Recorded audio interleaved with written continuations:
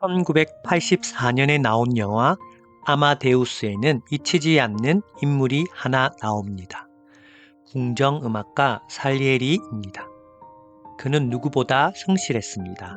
새벽마다 기도했고 절제했고 평생을 음악에 바쳤습니다. 그런데 어느 날 모차르트가 나타납니다. 버릇없고 실없이 웃어대는 젊은이. 그런데 그가 써놓은 악보를 넘기는 순간 살리에리는 알아봅니다. 이것은 사람의 손에서 나올 수 있는 음악이 아니라는 것을. 그날 밤 살리에리는 십자가 앞에서 묻습니다. 왜 저입니까? 왜 제게는 음악을 알아보는 귀만 주시고 그 음악을 만드는 손은 저 아이에게 주셨습니까? 살리에리가 괴로웠던 진짜 이유는 모차르트의 위대함을 몰라봐서가 아니었습니다. 너무 정확하게 알아봤기 때문입니다. 그 시대에 모차르트를 가장 깊이 이해한 사람이 모차르트를 가장 미워하는 사람이 된 것입니다. 물론 이것은 역사적 사실이 아니라 영화의 상상입니다. 실제의 살리에리는 당대에 존경받던 음악가였습니다. 그런데도 이 영화가 40년이 지나도록 잊히지 않는 이유는 우리 모두 살리에리의 그 표정을 알고 있기 때문일 것입니다. 누군가의 빛나는 모습 앞에서 축하의 말과 함께 조용히 어두워지던 내 마음을 말입니다. 안녕하세요. 내 안을 걸을 때 길이 보인다. 호더스 위드인입니다. 이런 저녁이 있습니다. 설거지를 하다가 혹은 소파에 앉아 하루의 피로를 내려놓고 있는데 단톡방이 울립니다. 오랜 친구의 소식입니다. 나 이번에 승진했어. 우리 드디어 집 계약했다? 축하한다고 답을 보냅니다. 이모티콘도 하나 골라 붙입니다. 진심입니다. 그런데 폰을 내려놓고 나서 마음 어딘가가 조용히 가라앉습니다. 나는 지금 뭐 하고 있는 거지? 분명 축하했는데, 분명 기뻐했는데, 그 기쁨 옆에 설명하기 어려운 감정이 하나 서 있습니다. 그리고 곧이어 두 번째 괴로움이 찾아옵니다.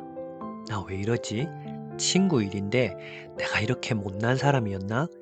질투 그 자체보다 질투하는 나를 견디는 것이 더 힘든 밤이 있습니다. 오늘은 그 마음의 이야기를 해보려 합니다. 질투 누구에게나 있지만 아무도 꺼내놓지 않는 감정. 이 감정은 도대체 어떤 감정이고 우리는 왜 이것을 느끼는 걸까요? 질투라는 말을 우리는 하나로 쓰지만 사실 그 안에는 서로 다른 두 개의 마음이 살고 있습니다. 장면 두 개를 그려보겠습니다. 첫 번째 장면. 오랜만에 나간 동창 모임.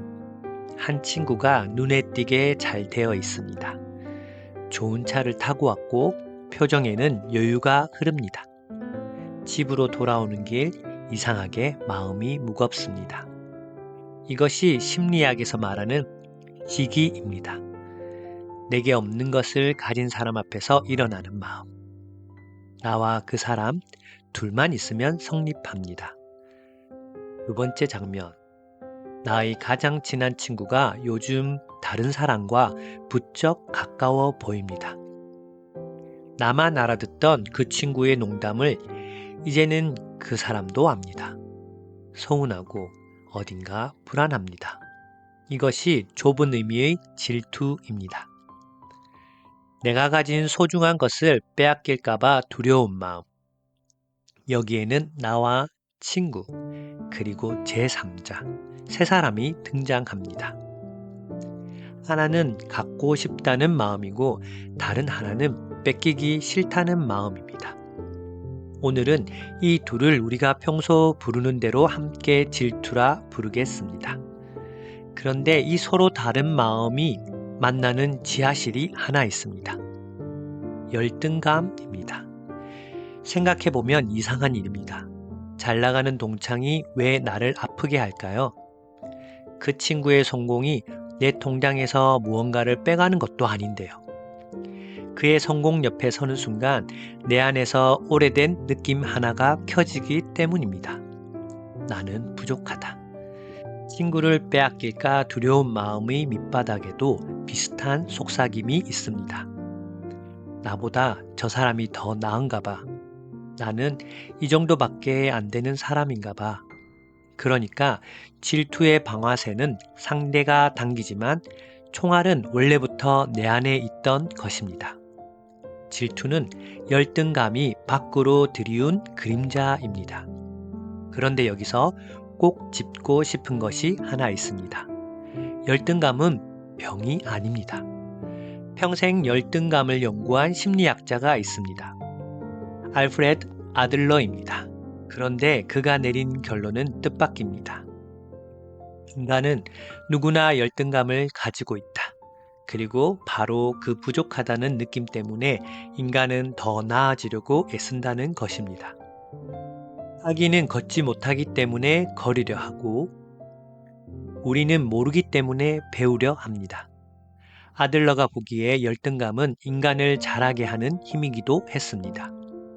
문제는 열등감이 있다는 사실이 아닙니다. 열등감 앞에서 멈춰 서는 것입니다. 어차피 나는 안 되라며 주저앉거나 그 아픔을 남을 향해 쏘아 올리는 것. 아들러는 이렇게 열등감에 갇힌 상태를 열등 콤플렉스라고 따로 불러 구분했습니다. 같은 열등감이 누군가에게는 계단이 되고 누군가에게는 감옥이 됩니다. 질투도 똑같습니다. 이 이야기는 다음 편에서 자세히 하기로 하고 오늘은 먼저 이 감정의 이상한 습성들을 조금 더 들여다보겠습니다. 질투에는 이상한 규칙이 하나 있습니다. 우리는 아무나 질투하지 않습니다. 한번 시험해 보십시오. 세계 최고 부자의 재산이 또 늘었다는 뉴스. 아무렇지도 않습니다. 그냥 남의 나라 이야기입니다. 그런데 옆 부서 동기가 나보다 먼저 승진했다는 소식. 그날 밤은 잠이 잘 오지 않습니다. 이 규칙은 생각보다 훨씬 오래됐습니다. 2700년 전 그리스에 헤시오도스라는 시인이 살았습니다. 그가 남긴 일과 날이라는 책에 이런 구절이 나옵니다. 도공은 도공에게 시기심을 품고 목수는 목수를 시기한다. 도공은 목수를 질투하지 않습니다. 옆 공방의 도공을 질투합니다. 2700년 전에도 옆 가게가 잘 된다는 소문이 돌면 그날 밤 옆 공방의 물레 소리가 유난히 크게 들렸던 모양입니다. 철학자 아리스토텔레스도 수사학에서 같은 말을 합니다. 시기는 나와 처지가 비슷한 사람, 나와 견줄 만한 사람에게 일어나는 감정이라고요. 그리고 2000년쯤 지나 철학자 버트런드 러셀이 행복의 정복에서 이것을 한 문장으로 정리합니다. 거지는 백만장자를 시기하지 않는다. 자기보다 형편이 조금 나은 다른 거지를 시기한다. 질투는 거리의 감정입니다. 멀리 있는 빛은 풍경이 되지만 가까이 있는 빛은 비교가 됩니다. 그리고 바로 여기에 질투가 유독 아픈 이유가 있습니다. 우리를 가장 흔드는 사람은 대부분 우리가 아끼는 사람들이기 때문입니다. 친구, 동료, 형제, 사랑하는 사람의 기쁜 소식 앞에서 마음이 어두워질 때 우리는 두 번 아픕니다. 의로워서 한 번, 의로워하는 내가 미워서 또 한 번. 남 잘 되는 걸 보면 배가 아프다. 우리가 흔히 쓰는 말입니다. 그런데 이 말이 그냥 비유가 아니었다면 어떨까요? 몇 해 전 일본의 뇌과학자들이 조금 짓궂은 실험을 하나 했습니다. 다카하시 히데히코 연구팀은 참가자들에게 이런 인물의 이야기를 읽게 했습니다. 나와 같은 학교, 같은 전공 출신인데 나보다 성적도 좋고 하는 일도 잘 풀리고 사는 곳도 좋은 동창. 그리고 그 이야기를 읽는 동안 참가자의 뇌를 들여다보았습니다. 불이 켜진 곳은 전대상 피질이라는 부위였습니다. 이름은 어렵지만 하는 일은 단순합니다. 몸이 아플 때 반응하는 곳입니다. 뜨거운 것에 데었을 때, 어딘가에 부딪혔을 때 켜지는 바로 그 부위가 잘 나가는 동창 이야기에도 켜진 것입니다. 배가 아프다는 옛말이 뇌과학으로 증명된 셈입니다. 질투는 비유가 아니라 실제 통증입니다. 그런데 실험에는 이막이 있습니다. 연구진이 이야기를 이어갑니다. 그렇게 잘 나가던 동창이 어느 날 큰 공경에 빠졌다고요. 그러자 이번에는 참가자의 뇌에서 전혀 다른 곳에 불이 켜졌습니다. 선조체, 맛있는 것을 먹을 때, 상을 받을 때 켜지는 보상회로입니다. 남의 불행 앞에서 뇌가 조용히 박수를 친 것입니다. 독일 사람들은 이 민망한 마음에 이름까지 붙여두었습니다. 샤덴 프로이데, 남의 불행에서 느끼는 은밀한 기쁨이란 뜻입니다. 그리고 하나 더, 질투로 더 아팠던 사람일수록 그 은밀한 기쁨도 더 컸습니다. 이 연구 결과는 세계적인 학술지 사이언스에 실렸습니다. 그런데 저는 이 실험이 우리에게 주는 뜻밖의 위로가 있다고 생각합니다. 질투는 인격의 문제가 아니라는 것입니다. 의지가 약해서도, 그릇이 작아서도 아닙니다. 사람이라면 누구의 뇌에서나 일어나는 일입니다. 그러니 질투하는 자신을 발견했다고 해서 스스로에게 못난 사람이라는 판결부터 내릴 필요는 없습니다. 질투가 올라오는 것은 내 선택이 아닙니다. 하지만 그 질투를 어디로 데려갈지는 내 선택입니다. 이 이야기는 잠시 뒤에 다시 하겠습니다. 그 전에 우리가 사는 이 시대의 이야기를 하나 해야 합니다. 70년쯤 전 레온 페스팅거라는 심리학자가 사람에 대해 한 가지 사실을 알아챘습니다. 사람은 거울만 봐서는 자기가 누구인지 알 수 없다는 것입니다. 내 형편이 괜찮은 건지, 내가 잘 살고 있는 건지, 이런 것들은 정답표가 없습니다. 그래서 우리는 옆 사람을 봅니다. 옆 사람과 견주어 보고서야 내가 내 위치를 가늠이 됩니다. 그는 이것을 사회 비교 이론이라는 이름으로 정리했습니다. 비교는 인간의 기본 작동 방식이라는 것입니다. 그러니 비교하는 자신을 너무 나무라지 마십시오. 비교 자체는 우리의 잘못이 아닙니다. 그냥 그렇게 태어난 것입니다. 문제는 우리가 사는 시대입니다. 페스팅거가 살던 시절 비교의 상대는 기껏해야 동네 사람들, 직장 동료들 정도였습니다. 지금 우리는 아침에 눈을 뜨자마자 전 세계에서 가장 빛나는 순간들만 골라놓은 화면을 손에 쥡니다. 독일 홈볼트 대학교의 연구자들은 페이스북 사용자 수백 명의 마음을 들여다본 적이 있습니다.